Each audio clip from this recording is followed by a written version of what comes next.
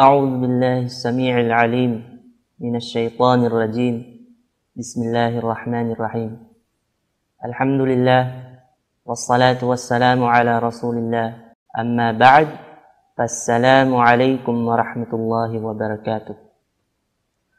Mga kapatid namin nanonood, alhamdulillah, pasalamatan natin ng Allah subhanahu wa ta'ala sa mga pagkakataong ito na binigyan pa niya tayo ng pagkakataong muli upang makapagbigay aral para sa ating mga kapatid, lalong-lalo na sa ating mga kapatid na bagong yumayakap sa pananampalatayang Islam.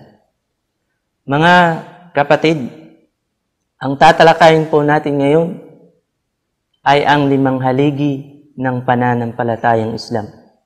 Katulad ng isang bahay, hindi po ito tatayo o hindi may tatayo pagkat walang haligi. Sinabi ni Propeta Muhammad sallallahu alaihi wasallam, "Bunya al-Islamu ala 5." Ang Islam ay naitayo sa pamamagitan ng 5 haligi. At ang unang haligi po ng pananampalatayang Islam, mga minamahal naming mga kapatid, ito po ang tinatawag na shahadatain o ang pagsaksi o ang 2 pagsasaksi, 2 panunumpa. Ito po ang pagsasabi ng ashhadu an la ilaha illallah wa ashhadu anna Muhammadan Rasulullah. Ang ibig sabihin po nun, ako ay sumasaksi na walang ibang Diyos na karapat-dapat sambahin maliban lamang sa nag-iisang Diyos, ang Allah subhanahu wa ta'ala. At ako rin ay sumasaksi na si Muhammad ay kanyang huling sugo at kanyang alipin ng Allah subhanahu wa ta'ala. Mga minamahal naming mga kapatid sa Islam, mga bagong nagsisiyakap sa Islam, alhamdulillah, nagawa na po natin ang unang haligi ng pananampalataya, ang shahada, tulad na po ng ginawa ninyo, ng pagsaksi nung yumakap kayo sa Islam, yun po ang kauna-unahang haligi ng pananampalatayang Islam. Ang pagsaksi ng Allah subhanahu wa ta'ala ay hindi ka nasasamba maliban sa Kanya, at pagsaksi rin na si Muhammad, sumakanya nawa ang kapayapaan, ay Kanyang huling sugo. Hindi po ibig sabihin na tayong mga Muslim ay sumasamba tayo kay Propeta Muhammad. No. Bagkus, sinusunod po natin kung ano ang kanyang mga tinuturo, ang pamamaraan ng buhay sa kanya nating kinokopya o sa kanya tayo humahalin tulad.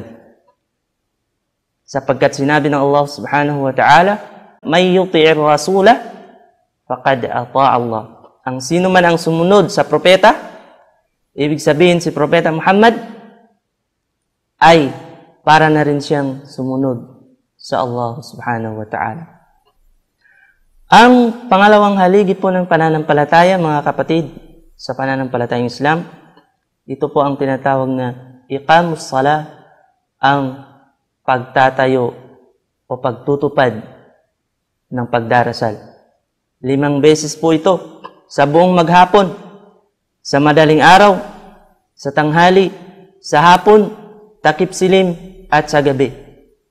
Ginagawa po natin ito sapagkat kung ang ating physical na body ay kumakain ng 5 beses sa buong maghapon, mararapat lang din na pati ang ating kaluluwa ay kumakain din. Sinabi ng Allah subhanahu wa ta'ala sa Quran, "Wa aqimis salata li dhikri." At inyong tuparin, at inyong gampanan, at inyong itayo ang pagdarasal bilang pag-alaala sa akin. Ang lahat po ng mga propeta, maliban pa kay Propeta Muhammad sallallahu alaihi wasallam, sila po ay nagdarasal din sa Allah subhanahu wa ta'ala. At higit sa lahat, kapag sila po ay nagdarasal, sila po ay nagpapatirapa katulad po ng ating ginagawa. At sinabi po ng Allah subhanahu wa ta'ala sa banal na Quran, wa qala ayda, "Wa aqimis salata, inna salata tanha 'anil fahsya'i wal munkar." at inyong itayo ang pagdarasal ng 5 beses sa buong maghapon. Inna salata tanha 'anil fahsya wal munkar. Sapagkat ang pagdarasal ay pumipigil sa mga masasamang salita at mga masasamang gawain. At ang pangatlong haligi po ng pananampalataya, ito po ay ang pagbibigay ng kawanggawa. Ito po ang tinatawag na zakah. Mga minamahal naming mga tagapanood, mga kapatid namin sa pananampalatayang Islam, ang isang Muslim na mayaman o may kakayahan na meron siyang naipon sa loob ng isang taon mula sa kanyang business, siya po ay mararapat na maglabas ng hindi bababa sa 2.5%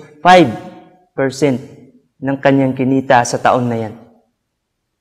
Ang kawanggawa po ay hindi lamang binibigay o hindi lamang inaabot, bagkus ito po ay pang-espiritual na bagay upang ang ating mga kayamanan, ang ating mga karangyaan ay malilinis sa pamamagitan ng pagbibigay ng kawanggawa. At ang pang-apat na haligi ng pananampalataya, ito po ang tinatawag na Sawm Ramadan o ang pag-aayuno sa buwan ng Ramadan. Ang pag-aayuno sa ika-9 na buwan ng Islamic calendar. Sinabi ng Allah subhanahu wa ta'ala sa banal na Quran, Ya ayyuhalladhina amanu, kutiba alaykumus siyam, kama kutiba alal ladhina min qablikum, la'allakum tattaqun. Sa pinakamalapit po nitong kahulugan, sabi ng Allah subhanahu wa ta'ala, o kayong mga nagsisisampalataya, o kayong mga mananampalataya, ang pag-aayuno ay inuobliga sa inyo ng Allah subhanahu wa ta'ala, katulad ng pag-obliga sa mga yaong nauna pa sa inyo. Ibig sabihin, ito pong pag-aayuno na ito, hindi bagong gawain, o hindi bagong batas, o hindi bagong pananampalataya, sapagkat ito rin po ay inubliga sa mga naunang tao, sa mga naunang henerasyon. Ang panglimang haligi, ito po ang tinatawag na Hajj o pilgrimage, ang paglalakbay patungong Makkah sa 12 buwan ng Islamic calendar. Ito po ay bilang pagpupugay sa ginawa ni Propeta Ibrahim o Ibrahim alayhisalam na kanyang isinakripisyo ang kanyang panganay na anak na walang iba kundi si Propeta Ismail alayhisalam bilang pagtupad sa pangako o bilang pagsamba sa Allah subhanahu wa ta'ala.